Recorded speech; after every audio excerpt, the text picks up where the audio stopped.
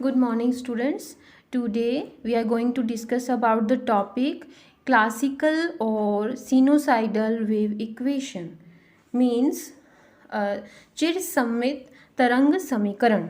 ठीक है, यानी चिर सममित का मतलब जो क्लासिकल पहले दी गई थी वो क्या थी, और उसके बाद में फिर हमारे पास वेव इक्वेशन आएगी, श्रोडिंगर वेव इक्वेशन. ठीक है, तो ये उसी क्रम में जब हमने फोटो इलेक्ट्रिक इफेक्ट पढ़ा, ड्यूअल नेचर पढ़ा, फोटो इलेक्ट्रिक इफेक्ट पढ़ा, ब्लैक बॉडी रेडिएशन पढ़ी, और उसके बाद हम जो पढ़ेंगे वो है क्लासिकल और सिनुसाइडल वेव इक्वेशन. ठीक है, तो इसके अकॉर्डिंग क्या है, सबसे पहले आप इसको समझिए कि क्या है.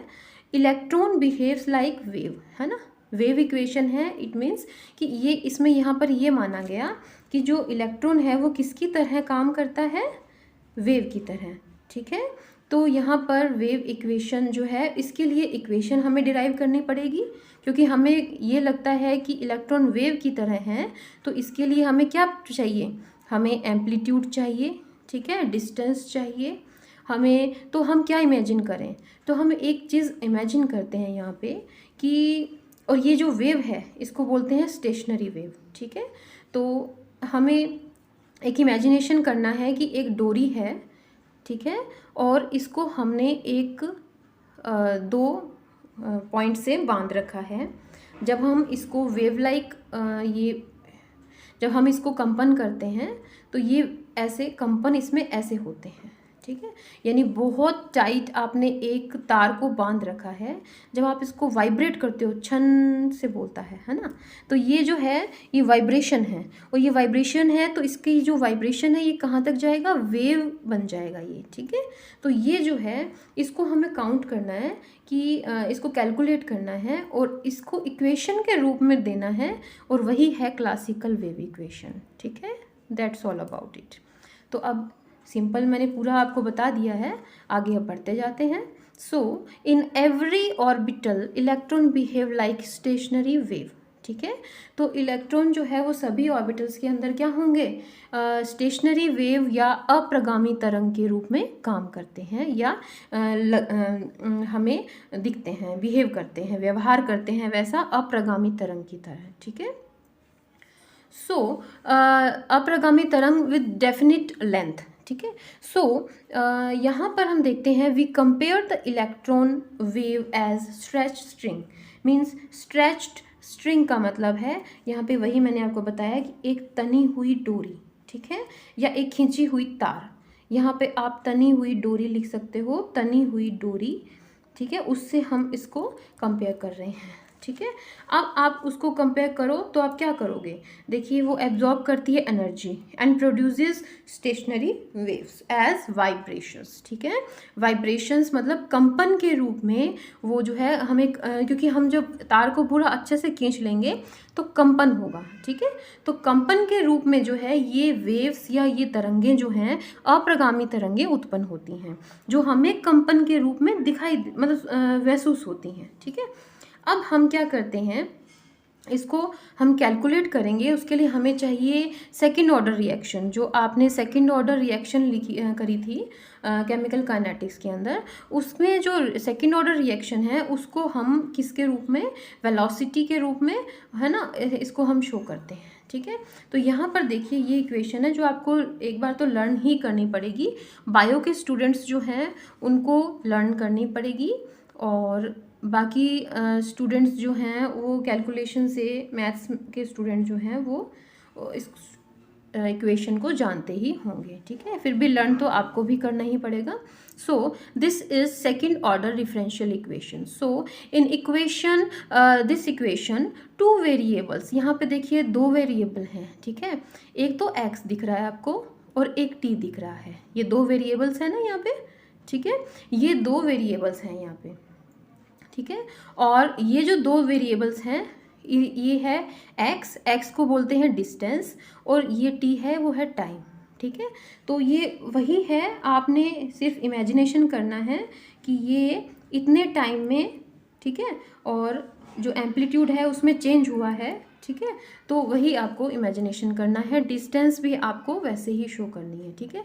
सबसे पहले तो आप इसके बारे में पढ़िए कि ये x है, ये t है, ठीक है। अब यहाँ पे फाई क्या है, फाई यहाँ पे एम्पलीट्यूड है, ठीक है। तो फाई जो है वो किस पे डिपेंड करता है, x पे और t पे, ठीक है। Phi is dependent upon x and t। तो इसने फाई को लेकर के, x और t वेरिएबल को लेकर के फाई के लिए डिफरेंशियल इक्वेशन या अवकलन समीकरण जो है वो यहाँ पर बनाई गई है। अवकलन समीकरण और समाकलन समीकरण आपको पता ही है, तो यहाँ पर डिफरेंशियल इक्वेशन बनाई गई है, ठीक है। अब यहाँ पर देखिए, हम देखते हैं कि एम्पलीट्यूड, तो देखिए अभी तनी हुई डोरी है ये, ठीक है। यहाँ पर देखिए एक वेव है, ये एम्पलीट्यूड होता है, ठीक है। जब वेव यहाँ से यहाँ होती है तो ये वाला हिस्सा क्या होता है, एम्पलीट्यूड होता है। जब मैक्सिमम आपका जो है एम्पलीट्यूड होता है, तो अब इसमें जो है ये जो हिस्सा है ये x होता है, ठीक है। और कितने टाइम में, तो एम्पलीट्यूड किस पर डिपेंड करेगा, x और t पर। तो फाई जो है वो किस पर डिपेंड कर रहा है, x और t का कारक है, हम ऐसे बोल सकते हैं, ठीक है। तो फाई जो है वेरिएबल्स कौन कौन से, फाई के वेरिएबल कौन कौन से हैं, x और t हैं, ठीक है। अब यहाँ पर ये जो पहले वाली इक्वेशन है वो मैंने वापस लिखी है, लिखने की ज़रूरत नहीं है, लेकिन अभी आपको पीछे दिखाने के बजाय मैं यही दिखा रही हूँ। ये इक्वेशन थी, ठीक है, वन डायमेंशनल इक्वेशन है ये। कौन सी इक्वेशन है ये, वन डायमेंशनल। वाई, क्योंकि हम यहाँ पे x की बात कर रहे हैं, वाई जेड की बात नहीं कर रहे हैं, x की बात कर रहे हैं। सो फाई x और t, ठीक है। और किसका फलन है, तो हम इसको दो भागों में बांट लेते हैं, ठीक है। x को अलग बांट लेते हैं, t को अलग बांट लेते हैं। तो यहाँ पर फाई जो है वो x और t जो है इसका फलन है, तो यहाँ पर हम इसको दो भागों में बांटें, तो फाई फलन है x का और फाई फलन है t का, तो हम इसके लिए अलग अलग कोऑर्डिनेट ले लेते हैं, ठीक है। तो क्या क्या लेंगे, f लेंगे फंक्शन ऑफ x, और g जो है function of, g is function of t, ठीक है। x f को हम कहते हैं x का फंक्शन है दूरी का, और समय का फंक्शन जो है वो g लिख देते हैं, ठीक है। तो फंक्शन ऑफ t कोऑर्डिनेट, ठीक है।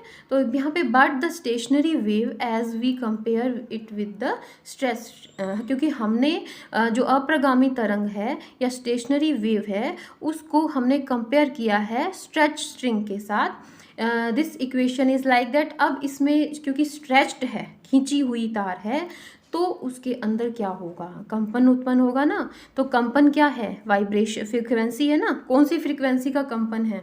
तो यहाँ पर हम जो है इसको लिख सकते हैं, देखिए यहाँ पर देखिए g is function of, g is the function of t, okay, coordinate. So t coordinate का फंक्शन g है, उसको क्या लिख सकते हैं हम लोग, समय के साथ है, ठीक है, और g है, तो हम इसको लिख सकते हैं a sin 2 pi nu t, ठीक है। तो यहाँ पर देखिए फाई जो है वो किसका फंक्शन है, f का और g का। पीछे ऊपर देखिए आप, फाई किसका फंक्शन है, f का, g का। अब g को हमने किस में चेंज कर लिया, फ्रीक्वेंसी ऑफ वाइब्रेशन और मैक्सिमम एम्पलीट्यूड में, ठीक है, क्योंकि हमें पता है कि यहाँ पर मैक्सिमम एम्पलीट्यूड a है, कैपिटल A, ठीक है।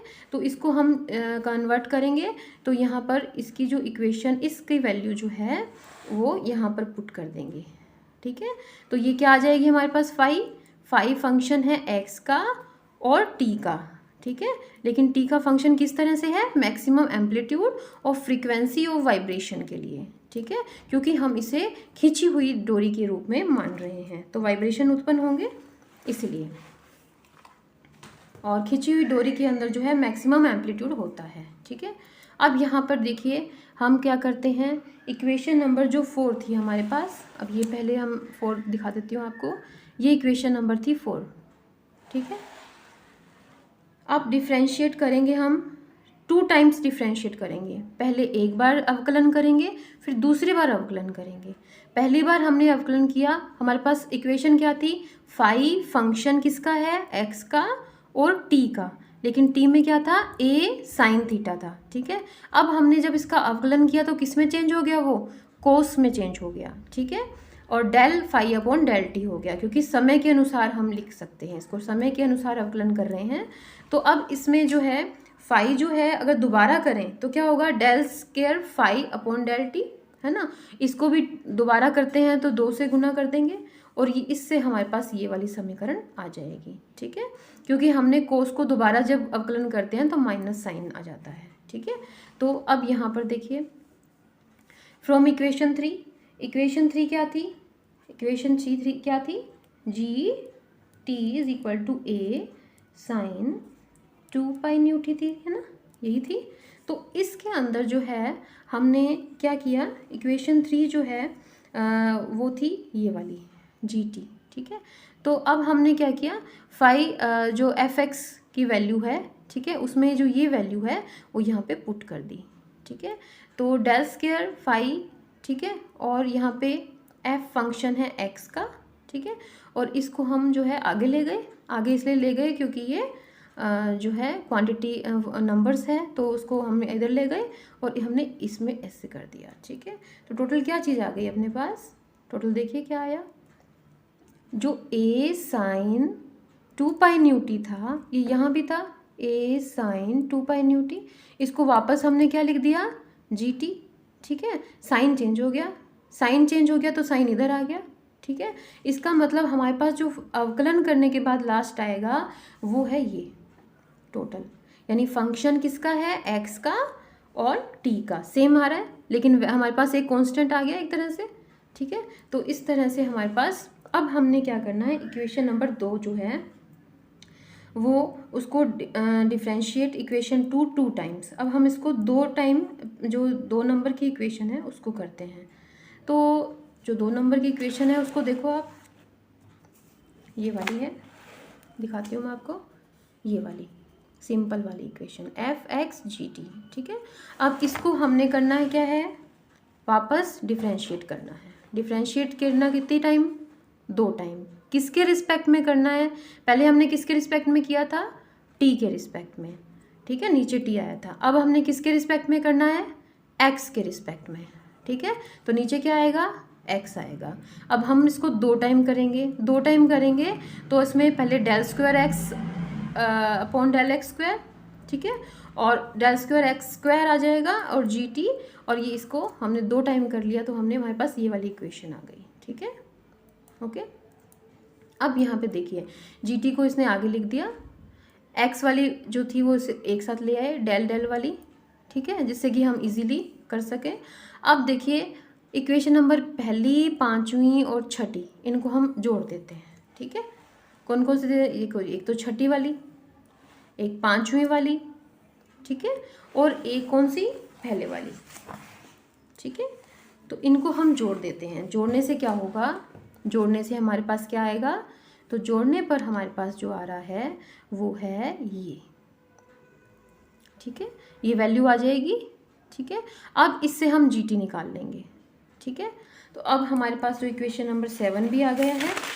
तो इसके बाद हम देखिए इक्वेशन 7 के अंदर हम देखते हैं v is equal to nu lambda को हम जो है v की जगह पे हमने न्यू लैम्डा लगाना है, न्यू स्क्वायर लैम्डा स्क्वायर, ठीक है।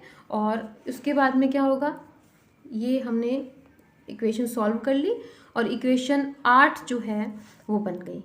ये जो है ये फॉर वेव एक्स एक्सिस के लिए जो है वेव के लिए है इक्वेशन, और अगर इसमें अगर एक्स एक्सिस के लिए वेव इक्वेशन है तो हम अगर मान लिया इसको 3 एक्सिस पर लें एक्स वाई जेड, तो हम कैसे कहेंगे, एफ एक्स की जगह पे क्या लगाएंगे, psi X Y and Z, okay. तो फिर क्या होगा, अब हमारे पास फंक्शन देखिए क्या आया है, del square F X upon del X square minus 4 pi square lambda square F X, ठीक है। अब इसको हम क्या करते हैं, एक्स वाई जेड तीनों एक्सिस पर लेते हैं, तो क्या करेंगे, डेल स्क्वायर, अब साई ले लेते हैं इसको, ठीक है। तो साई के रूप में अगर हम इसको फंक्शन देखें तो del square psi upon del X square plus del square psi upon del Y square, del square psi upon del Z square plus 4 pi square upon lambda square ठीक है।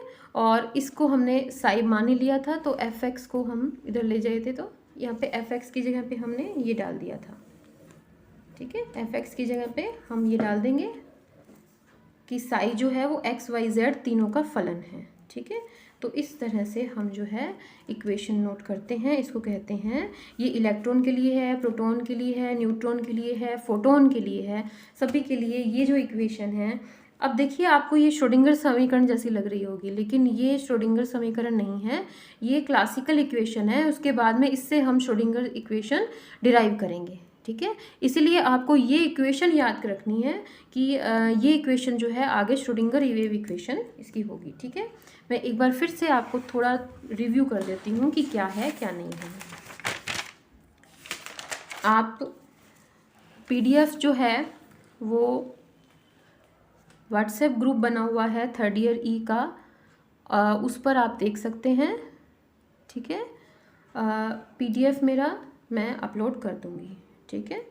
तो उससे आप ये पूरा देख सकते हैं, नहीं तो आपके पास बुक्स हैं, आप उसको फॉलो कीजिए, ठीक है। आपको ये सब मिलेगा उसमें। तो यहाँ पर क्लासिकल वेव इक्वेशन थी। हमने क्या कहा कि हम तरंग के रूप में मान रहे हैं इलेक्ट्रॉन को, ठीक है। मैं पूरी तरह हिंदी में बता रही हूँ आपको।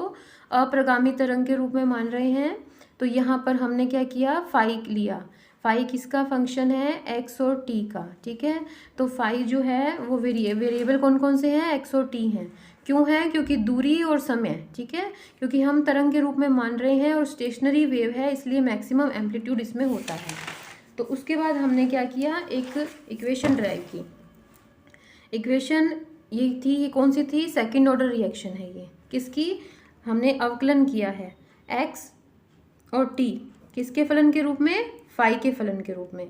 तो हमने फाई को एक्स और टी के फलन के रूप में किया है, इसलिए इसको हमने क्या किया, सेकंड ऑर्डर इक्वेशन जो है उसमें चेंज कर दिया, मतलब उसको हमने अवकलन कर दिया। ये एक्स एक्सिस के लिए है, 1 डायमेंशनल है। फिर हमने इसको जो है इसके वेरिएबल को अलग कर दिया, एक्स को भी अलग कर दिया और टी को भी अलग कर दिया। अब एफ एक्स का मान हम अलग निकालेंगे, जी टी का अलग निकालेंगे, ठीक है।